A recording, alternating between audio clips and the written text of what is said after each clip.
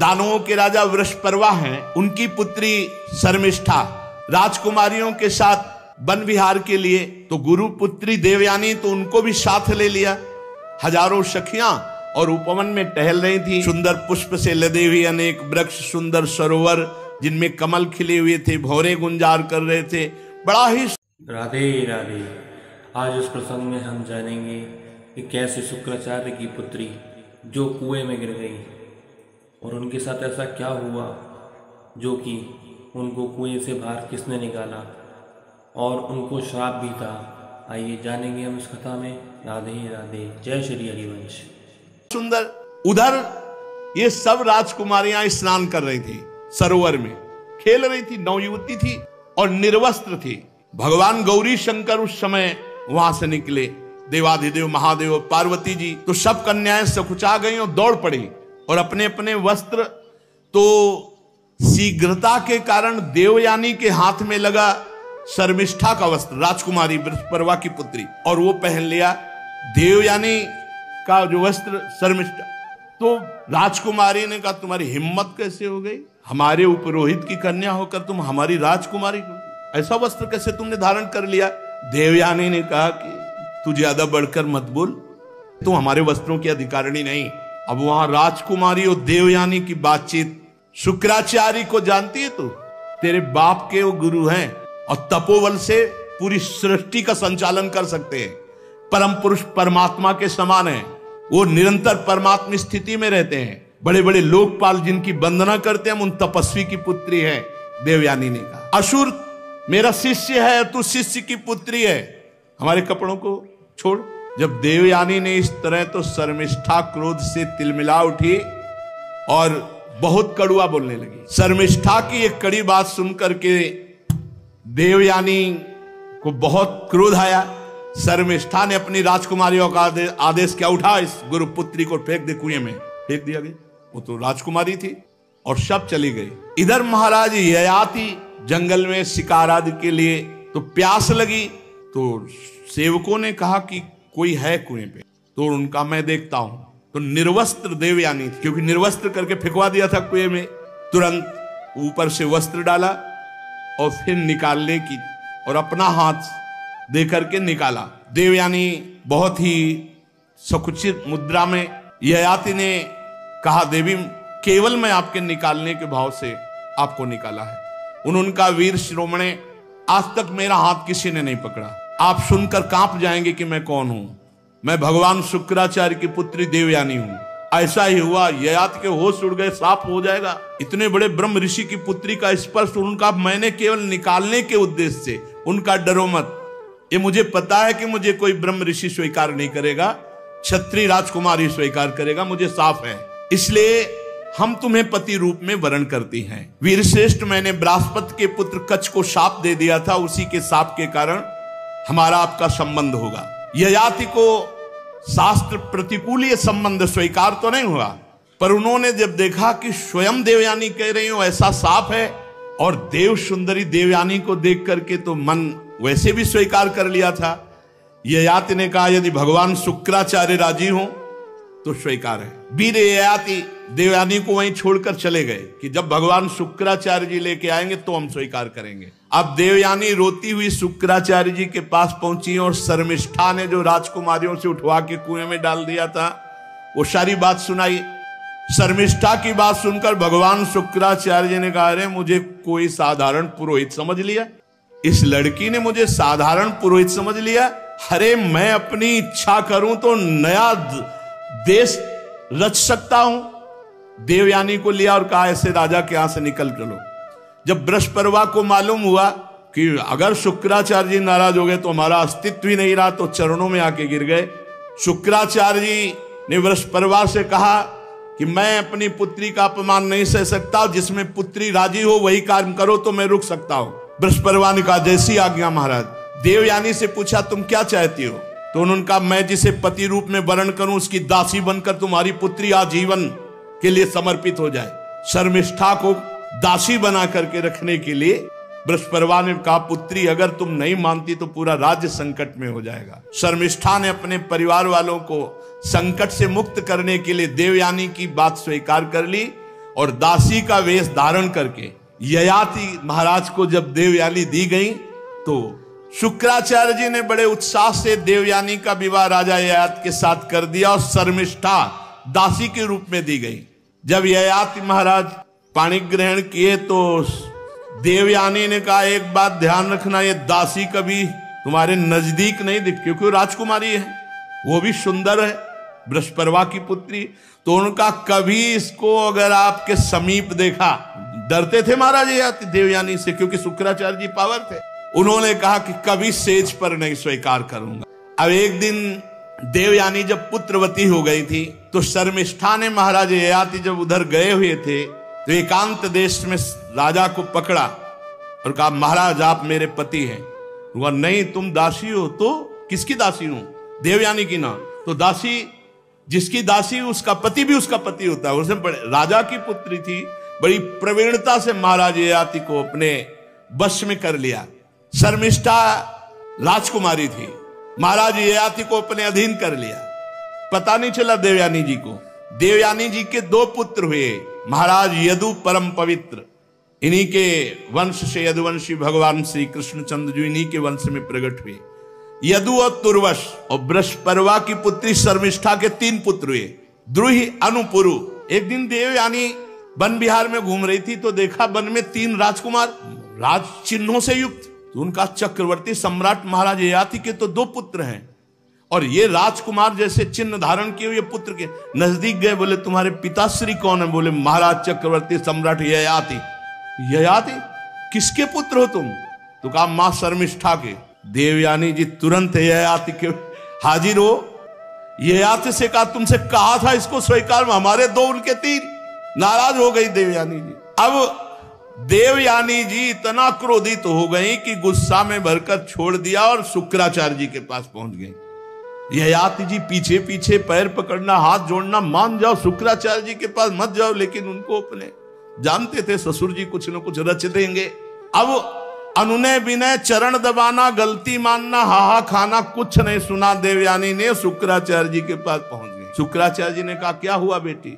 बोले, इस स्त्री लंपट ने हमारी आज्ञा नहीं पालन की, इसने दासी के गर्भ से 3 पुत्र उत्पन्न किए, हमारे गर्भ से 2 पुत्र, इसलिए इनको दंड दे दो। बोले, तुम ही बता दो। तो इनके शरीर में बुढ़ापा आ जाए और स्त्री सहवास योग्य न रहे।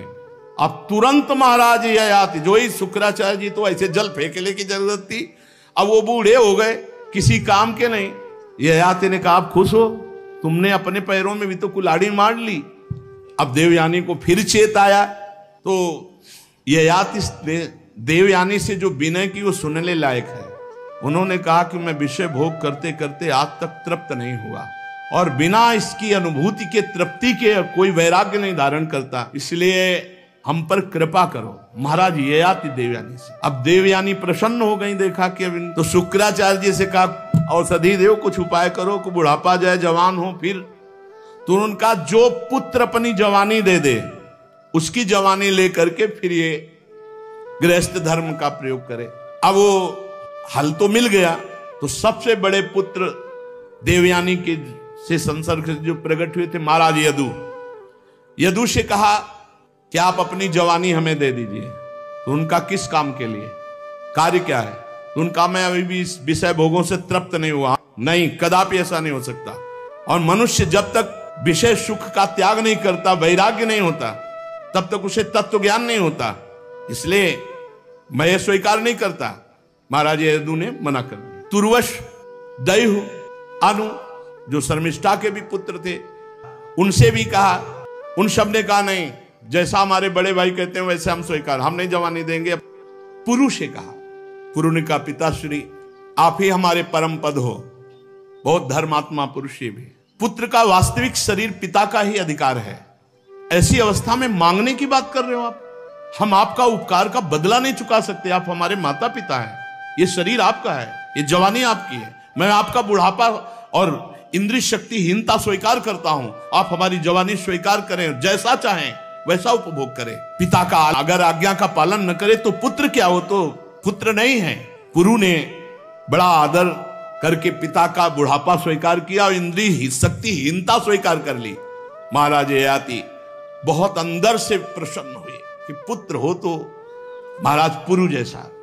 1000 वर्ष अपने पुत्र के यौवन का उपभोग किया, फिर वही तृष्णा वैसे, इसीलिए ये समझने के लिए चरित्र सुनाए जाते हैं।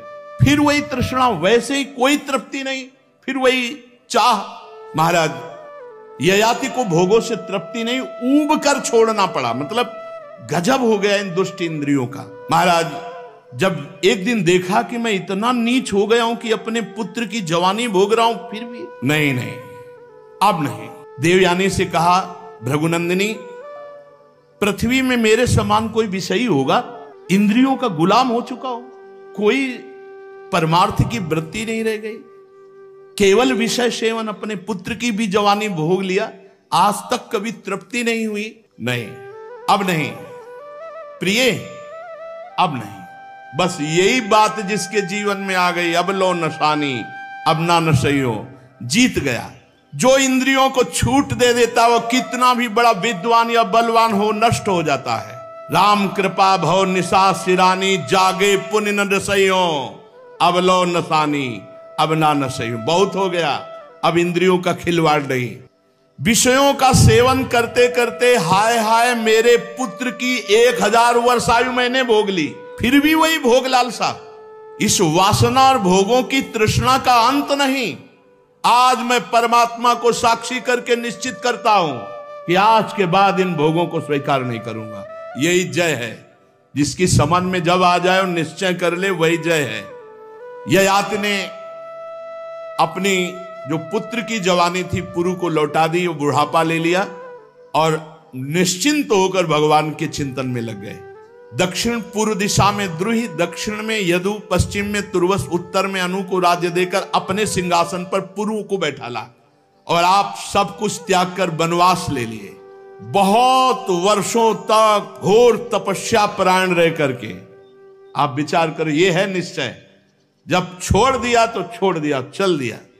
बहुत कठोर तप करके वन में जाकर समस्त आसक्तियों का त्याग करके आत्म साक्षात्कार करके त्रिगुण में लिंग शरीर को भस्म करके परमात्मा वासुदेव की भागवतिक गति को प्राप्त हुए महाराज ययाति, जो बड़े बड़े संत जन प्राप्त करते हैं। स्त्री पुरुष परस्पर मोह के कारण, ये जो आसक्ति के कारण बंधे रहते हैं, इसी से आत्मबोध नहीं हो पाता।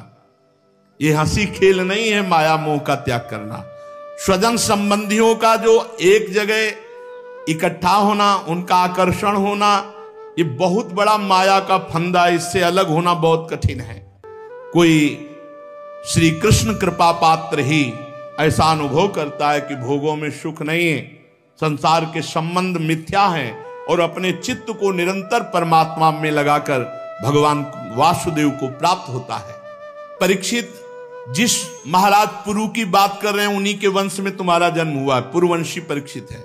इसी वंश के वंशधर बड़े राजर्षि ब्रह्मर्षि हुए हैं। पुरु का जन्मेजय, जन्मेजय का प्रचीनवान, प्रचीनवान का प्रवीर, प्रवीर का नमस्यु, नमस्यु का पुत्र हुआ चारुपद, चारुपद से सुद्यु, सुद्यु से बहुगो, बहुगो से संयाति, संयात से अहयाति और अहयात से रौद्राक्ष। विश्वात्मा प्रधान प्राण से जैसे 10 इंद्रियां होती है, वैसे घृताची अप्सरा के गर्भ से रौद्राक्ष के 10 पुत्र हुए। ऋतेयु, कुक्षेयु, स्थंडलेयु, कृत्ययु, जलेयु, संतेयु, धर्मेयु, सत्ययु, व्रतेयु और बनेयु। परीक्षित, उन्हीं से ऋतेयु का पुत्र हुए रंतिभार। रंतिभार के 3 पुत्र हुए, सुमति, ध्रुव, अप्रतिरथ, और अप्रतिरथ का पुत्र हुआ कर्ण। कर्ण ऋषि का मेधातिथि, मेधातिथि के प्रष्कर्णवादी ब्राह्मण हुए, और सुमति का पुत्र रैभ्य, और रैभ्य के दुष्यंत हुए। एक बार महाराज दुष्यंत वन में सैनिकों के साथ शिकार खेलने के लिए गए हुए थे, तो पास में कर्ण ऋषि का आश्रम था। तो ऋषियों के आश्रम में प्रवेश होने की मर्यादा थी। कोई भी सैनिक नहीं, कोई भी अस्त्र शस्त्र नहीं, और कोई ताज नहीं, और कोई पादुका नहीं। साधारण वेश में महाराज दुष्यंत 2 अंगरक्षकों के साथ, और उस समय कर्ण ऋषि आश्रम में थे नहीं। उस समय एक सुंदरी देवी, जो लक्ष्मी के समान अंग कांति वाली, जिससे पूरा आश्रम जगमगा रहा था, उसे देख करके दुष्यंत जी मोहित और घबरा गए। शकुंतला, मेनका की पुत्री। मेनका भगवान विश्वामित्र जी के संसर्ग से ये शकुंतला का प्रादुर्भाव हुआ था, जिसका कर्ण ऋषि ने पालन पोषण। और कर्ण ऋषि कहीं गए हुए थे तो आश्रम में देवी शकुंतला को देखा, जो देवी स्वरूप है। मोहित हो गए, भयभीत हो गए। भयभीत इसलिए हो गए कि ऋषि का अपराध बन जाएगा, और मोहित हो गए। भगवान का विधान, बहुत नम्रता पूर्वक अंदर गए और हाथ जोड़कर बातचीत की, मैं कर्ण ऋषि से मिलने आया हूं, महाराज तो नहीं। शकुंतला को देखने से दुष्यंत जी के हृदय में भाव बदल गया। उनका, देवी मैं साफ आपसे कह रहा हूं, आज तक मेरा मन कभी किसी को देखकर विकार युक्त नहीं हुआ। क्षमा चाहता हूं, आपको देखकर ऐसा विकार युक्त हो रहा, मानो आप हमारी पत्नी बनेंगी। तो मुस्कुराते हुए शकुंतला जी ने कहा, कमल दल के समान सुंदर नेत्र वाले, आप हमारा परिचय भी तो जानते हो। मेरे हृदय का आकर्षण आपके प्रति हो रहा है, इसका मतलब कोई दैवी विधान है, क्योंकि दोनों पवित्र हैं। मैं स्पष्ट आपसे कहना चाहता हूं कि पूर्ववंशियों का चित्त कभी अधर्म में नहीं झुक सकता, और मेरा मन तुम्हारी तरफ आकर्षित हुआ। तो शकुंतला ने कहा, मैं विश्वामित्र की पुत्री हूं, मेनका अप्सरा मेरी मां है जो मुझे छोड़कर चली गई, और मेरा पालन पोषण और मेरे साक्षी पवित्रता के महर्षि कर्ण हैं। वीर शिरोमणे, आपने पवित्र भाव से अपनी भावना व्यक्त की, इसलिए कमल नयन आप यहां बैठिए और मेरा आदर सत्कार स्वीकार कीजिए। दुष्यंत ने कहा, सुंदरी तुम कुशिक वंश में उत्पन्न हो। तो मेरा मन ठीक जगह गया, क्योंकि अधर्म की वृत्ति मेरे में कभी नहीं है। तो आप राजकन्या हो, तो आप अपने योग्य पति का वर्ण कर सकती हो। मैं चक्रवर्ती सम्राट महाराज दुष्यंत हूं। शकुंतला की वृत्ति घबराहट में तो हुई कि बिना कर्ण ऋषि के स्वीकृति कर ले और ऋषि आके शाप दे दे। शकुंतला स्वीकृति घबराहट से युक्त होकर के दी। दुष्यंत जी ने गांधर्व विधि से एकांत में पति पत्नी का भाव स्वीकार किया और राजधानी में चले आए और कहा, समय से हम तुम्हें बुलवा लेंगे। महर्षि कर्ण जब वन में आए तो शकुंतला भयभीत थी, क्योंकि दुष्यंत से सहवास हो गया था। कर्ण ऋषि ने कहा, बेटी तुम संकोच मत करो, मैंने ध्यान के द्वारा देखा है वो और कोई नहीं, चक्रवर्ती सम्राट महाराज दुष्यंत है और बड़े धर्मात्मा हैं। कुछ समय बाद महर्षि कर्ण के ही आश्रम में बालक प्रकट हुआ, विधि पूर्वक संस्कार किए गए और उसका नाम भरत हुआ। इतना बलवान था कि बड़े बड़े सिंहों को खेलता था, सिंहों के साथ खेलता था। भगवान का अंशावतार था, अमित पराक्रम था। शकुंतला जब देखा कि बहुत समय हो गया, राधा राधा राधा राधा राधा। महाराज दुष्यंत ना तो किसी सैनिक को भेजा, ना मंत्री को भेजा, ना कोई खबर। शकुंतला जी ने भरत जी को लिया और गई सभा में और कहा, महाराज आप पहचानते हैं मैं आपकी पत्नी हूं और ये पुत्र आपका है। तो दुष्यंत जी ने कहा, ऐसे थोड़ी क्या करके बोल दे कि मैं पत्नी हूं, ये पुत्र है, क्या प्रमाण है आपके पास? अस्वीकार कर दिया। राजा दुष्यंत ने जब अस्वीकार इसीलिए किए थे कि हर कोई नहीं जानता था, हर कोई नहीं जानता था। तो भरत जी को राजपद पर स्वीकार करने के लिए मंत्री पूरा परिकर जानना चाहिए। तो सत्य को भगवान साक्षी करते हैं। उन्होंने कहा कि निर्दोष पत्नी हो और निर्दोष पुत्र है, इसका क्या प्रमाण? तो तुरंत आकाशवाणी हुई, हे दुष्यंत ऐसे शब्द नहीं, ये देवी है, कोई साधारण नारी नहीं। और तुम्हें अपने पुत्र के लक्षण नहीं दिखाई दे रहे? सिंह की वत खड़ा है दरबार में। दुष्यंत अगर अब दोबारा शकुंतला का तिरस्कार किया तो यह है धर्म, धर्म इसे कहते हैं। भगवत वाणी हुई, दोबारा शब्द अवहेलना के मत बोल देना कि क्या प्रमाण कि ये पुत्र हमारा है, तुम पत्नी हमारी हो। अपने पुत्र का भरण पोषण करो, स्वीकार करो। यही चाहते थे दुष्यंत जी कि सभा में दिव्यता की है, क्योंकि एकांत मिलन था, इसको कौन जानता है। शकुंतला परम पवित्र देवी है और यह गर्भ तुम्हारा ही धारण कराया हुआ है, आकाशवाणी ने ऐसा कहा। दुष्यंत जी ने सहर्ष भरत जी को स्वीकार किया और राजगद्दी चक्रवर्ती सम्राट पद पर अभिषेक किया और आप वनवास कठोर तप करके भगवान को प्राप्त हुए। आज भारतवर्ष इन्हीं के नाम से गाया जाता है। पृथ्वी पर महामहिमा जो भरत जी, उन्हीं के नाम से भारत उनके दाहिने हाथ में सुदर्शन चक्र का चिन्ह था, पैरों में कमल कोश था और महाराज्याभिषेक की विधि से उनको राजपद पर अभिषिक्त किया गया। भरत ममता के पुत्र दीर्घतमा मुनि को पुरोहित बनाकर गंगा तट से गंगा सागर गंगोत्री तक 55 पवित्र अश्वमेध यज्ञ किए। यमुना तट से प्रयाग तक, यमुनोत्री तक 78 अश्वमेध यज्ञ किए। बड़े महात्मा पुरुष थे। यज्ञों की धनराशि से तृप्त कर दिया ब्राह्मणों को। दुष्यंत कुमार भरत यज्ञी अग्नि स्थापन बड़े उत्तम, करोड़ों अरबों गौओं का दान। 1000 ब्राह्मण में से प्रत्येक ब्राह्मण को एक एक बद्ध गौएं, 13,084 ये गौएं एक एक ब्राह्मण को, और 33, 55 और 78, 55 और 78 कितने हैं? हाँ, ऐसे ब्राह्मणों को स्वर्ण से जटित घोड़े प्रत्येक ब्राह्मण, और 133 अश्वमेध यज्ञ किए।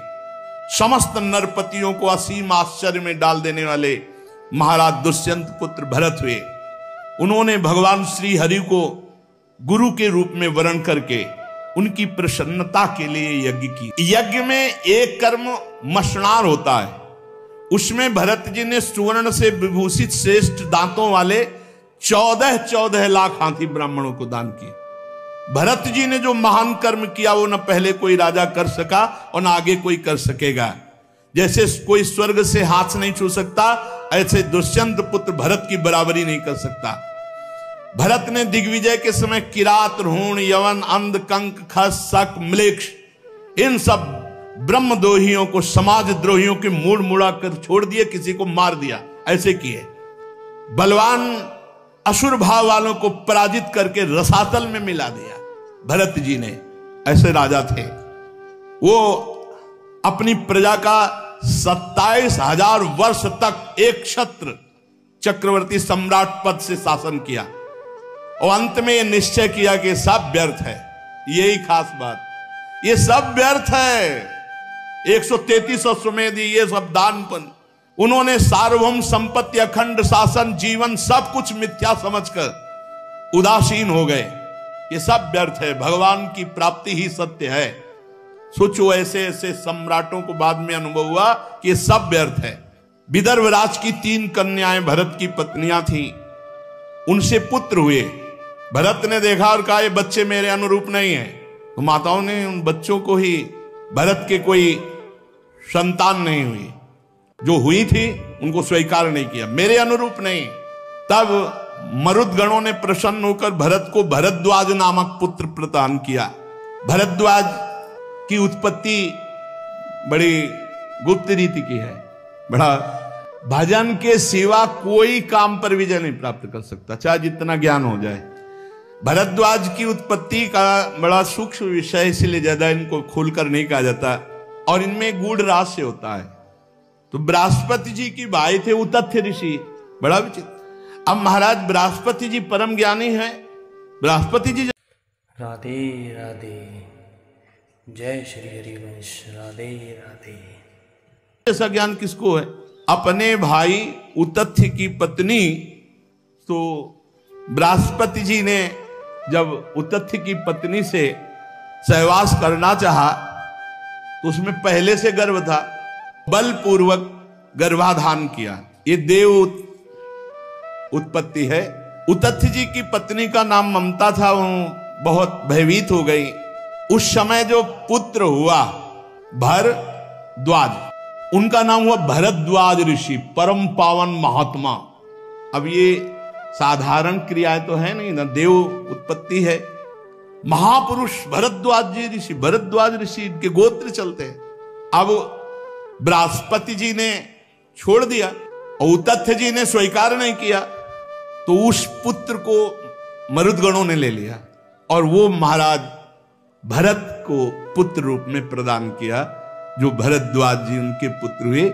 इस तरह से मरुदगणों के द्वारा पालित भरद्वाज ऋषि का भरत जी का पुत्र बनना और भारत की नींव भरत जी से और ये महान धर्मात्मा पुरुषों के पावन चरित्र सुनकर यही निर्णय है, अगर जीवन में भजन नहीं भगवान का तो सब बेकार है, और भजन नहीं है तो ऊपर से लेके नीचे तक हाहाकार मचाए हैं ये विकार काम क्रोध लोभ मोह मद मत्सर। जिस बड़ों के ऊपर अपराध कौन अंगुली निर्दिष्ट करे? नहीं तो भगवान श्री राम जब बाली ने पूछा क्यों मारा छुप के, तो कहा अनुज वधु भगनी सुत नारी सुनसठ ये कन्या समचारी इन्हीं कुदृष्टि बिलोक जोई ताई बधे कछ। बड़ी ऊंचाई से गड़बड़ी हो जाती है। सरस्वती जी प्रकट हुई, भगवान ब्रह्मा जी की बुद्धि चकरा गई। रूप सौंदर्य देखकर मरीच आदि ऋषियों ने कहा ऐसा तो अपराध मत करो महाराज, पुत्री की तरफ गलत दृष्टि। भगवान का भजन छूटा तो ब्रह्मा की भी खोपड़ी में काम अपना प्रभाव दिखा दिया, हम तो ब्रह्मा के रचे हुए हैं। अगर भगवान का भजन छूटा तो हनुमान जी महाराज कह रहे कह हनुमंत विपति प्रभु सोई जब तो सुमिरन भजन न होई। इसलिए एकमात्र भगवान का नाम जहां से सत्संग प्रारंभ हुआ, अगर नाम पकड़े हो तो माया पर विजय प्राप्त हो जाती, नहीं तो ऊपर से नीचे तक आ ब्रह्म स्तंभ पर्यंतम सर्वम मायामयम जगत, कौन रक्षा करने वाला है भगवान के सिवा। ऐसी प्रचंड दैवी भगवान की माया है, सबको मोहित कर लेती है। इसलिए हरिश शरणम भगवान की शरण में होकर खूब नाम जप करो। ब्रह्मा भी प्रणाम करते हैं भगवान के भक्त को, क्योंकि वो भगवान का निर्विकार भक्त परम पद का अधिकारी जिसे ब्रह्मा भी नमस्कार करते हैं। ब्रह्मलोक तक माया का प्रभाव है। आप ब्रह्म भूलान लोकन पुनरावर्तिनो अर्जुन, एकमात्र केवल भगवान की शरण। तो भगवान की शरण में होकर खूब नाम जप करो। इन सब चरित्रों को सुनने से लगता है इतना वैभव, और बाद में कुछ नहीं, सब छोड़कर वनवास करके भगवान की प्राप्ति, तो पीछे समय काहे को बर्बाद करें। भगवान में लगो, खूब नाम जप करो, धर्म पूर्वक आचरण करो, जीवन आनंदमय हो जाएगा। और कलिकाल में बहुत जल्दी भगवत प्राप्ति होती है। अन्य युगों से महान कृपालु कलिकाल है। जो 10-10 हजार वर्ष पैर के अंगूठे केवल खड़े होकर भजन करने का फल था, वो 24 घंटे नाम कीर्तन करने से प्राप्त हो जाएगा। कलयुग समयुग आन नहीं, जो नर कर विश्वास, गाय राम गुण गण विमल, भौबिन तरह प्रयास। श्री राधा वल्लभ लाल की राधा राधा राधा राधा राधा।